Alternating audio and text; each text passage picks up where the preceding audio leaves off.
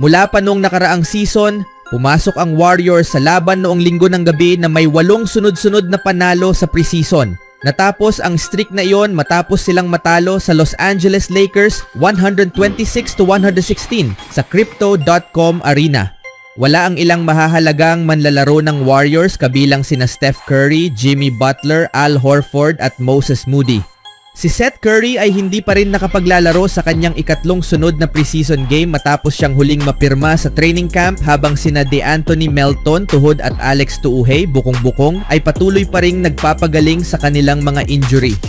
Nais makuha ang starting position sa backcourt, sinamantala ni Brandon Podziemski ang pagkakataong maging sentro ng opensa ng Warriors. Nakapagtala siya ng 9 na puntos sa unang kalahati at uminit sa ikatlong quarter kung saan gumawa siya ng 14 points. Dahil sa kanyang pagsisikap, 5 na lang ang lamang ng Lakers pagpasok ng ika-4 na quarter. Natapos ang gabi ni Podziemski doon at iniwan niya sa kanyang mga kakampi ang pagsubok na makabalik. Ngunit ang Linggo ng gabi sa LA ay pag-aari ni Podziemski. Ipinakita niya kung paano siya maaaring maging maaasahang scorer at playmaker lalo na kapag hindi kumpleto ang Warriors. Sa loob ng 26 minutes, nagtala siya ng 23 points sa 10 of 16 shooting, may 5 rebounds at 8 assists at nagtapos bilang +-6.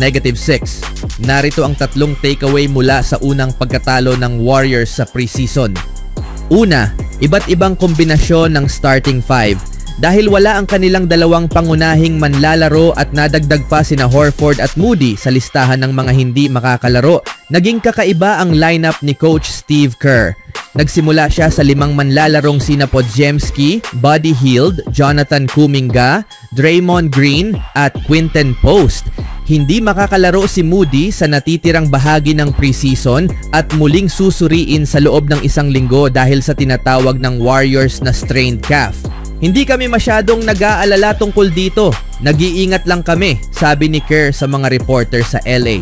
Dahil sa edad ng mga pangunahing manlalaro ng Warriors, sigurado nang kailangang maging komportable si Kerr sa iba't ibang kombinasyon at madalas baguhin kung sino ang magsisimula. Ito ang perpektong pagkakataon para sa mga batang manlalaro at role players na umangat. Tabla ang score sa 13 of 13 nang gawin ni Kerr ang unang substitution, ipinasok si Gary Payton kapalit ni Post. Nagsimula muli ang parehong starting 5 sa ikalawang kalahati na agresibong nagtangkang bawasan ang 17 na puntong kalamangan ng Lakers. Nabawasan nila ito sa 10 puntos matapos nilang talunin ang Lakers 21-14 sa unang 5 minuto at kalahati ng ikatlong quarter bago ipinasok muli ni Kerr si Payton para kay Post. Pangalawa, ang mga highs and lows ni Kuminga. Kailangang umikot sa kanya ang opensa kapag wala sina Curry at Butler. May mga sandaling ipinakita niya na kaya niyang akuin ang responsibilidad, ngunit mayroon ding mga pagkakataon na lumitaw ang kawalan ng consistency. Sa unang quarter, 2 beses niyang sinamantala si Dalton Knecht nang mag-switch ito sa kanya sa poste. Mayroon din siyang 3 assists sa unang quarter. Pagdating sa ikalawa, napatumba siya sa depensa ngunit bumawi agad sa isang malakas na dunk. Isang kaliwang kamay na slam na siya lang ang kayang gawin ng ganoon kadali at may autoridad. Sa unang half, nakapagtala si Kuminga ng 9 na puntos sa 4 of 6 shooting at 4 na assists. Ang ika-4 niyang assist ay isang magandang pasa kay Pat Spencer na pumutol papasok sa paint para sa layup. Ngunit wala siyang kahit isang rebound sa halftime, may 5 turnovers at nagtapos bilang may pinakamasamang plus-minus na 18. May mga magagandang sandali at may mga sablay din sa ikatlong preseason game ni Kuminga. Sa loob ng 22 minutes, gumawa siya ng 13 puntos sa 5 of 8 shooting. Namayani siya malapit sa rim, ngunit mintis ang tanging tira niya sa labas ng paint at pinilit ang isa sa 3 3-point attempts niya. Sa kabuuan, positibo ang proseso. Tila mas nakatuon siya sa laro at dumadaloy sa opensa. Nagtapos siya ng walang rebound, may 6 na assists at 5 turnovers bilang 10. Pangatlo, paglikha ng espasyo. Sa mga bagong dagdag na manlalaro at pag-unlad ng ilan, pinuri ni Kerr ang kakayahan ng Warriors na makalikha ng spacing. Maaari na raw siyang magpatakbo ng opensang 4 out o 5 out kapag kumpleto ang lineup.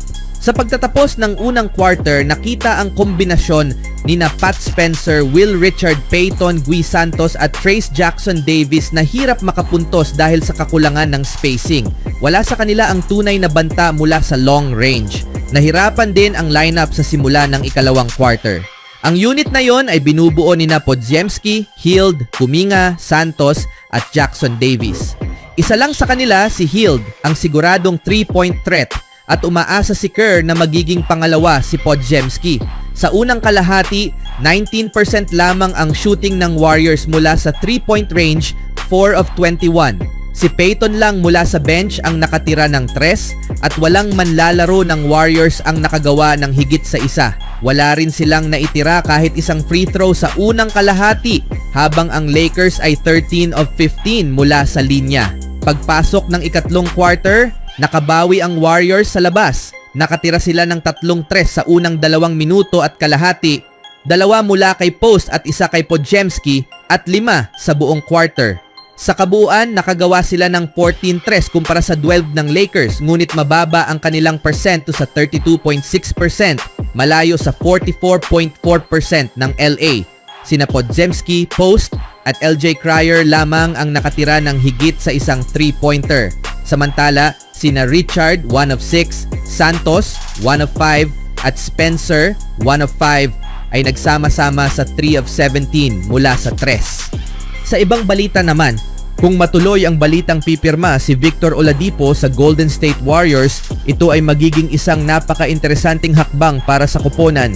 Si Oladipo ay kilalang veteranong guard na may kombinasyon ng depensa, experience at scoring ability na maaring magbigay ng malaking tulong sa Warriors sa paparating na season. Bagaman dumaan siya sa ilang injury sa nakaraang mga taon, hindi matatawaran ang kanyang kakayahan kapag siya ay nasa tamang kondisyon. Dating all-star si Oladipo at kilala sa kanyang explosiveness, hustla at kakayahang maglaro sa magkabilang dulo ng court. Kung sakaling makuha siya ng Warriors, maaari siyang magsilbing spark off the bench o maging reliable contributor sa second unit ni Coach Steve Kerr. Ang Warriors ay kasalukuyang nasa yugto ng pagre-rebuild ng kanilang depth, lalo na matapos ang ilang pagbabago sa roster, kaya ang pagdating ni Oladipo ay magdadagdag ng veteran presence at leadership sa locker room.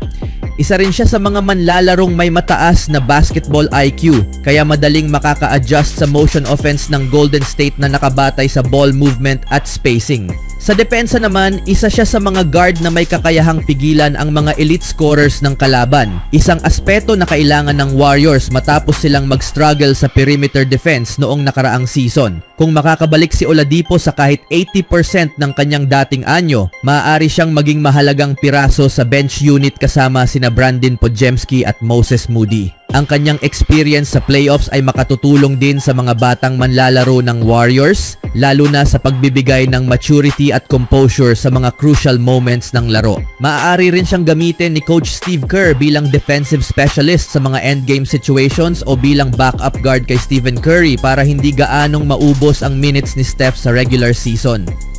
Bukod sa kanyang on-court contributions, si Oladipo ay kilala rin bilang isang hardworking at team-oriented player. Ang kanyang presensya ay maaaring magbigay ng inspirasyon sa locker room at magpatibay ng team chemistry. Para sa isang Warriors team na naghahangad bumalik sa championship contention, ang pagkakaroon ng isang veteranong gaya ni Oladipo ay makatutulong sa stability at depth ng roster. Sa kabuuan, kung pipirma nga si Victor Oladipo sa Golden State Warriors, ito ay isang low-risk, high-reward move.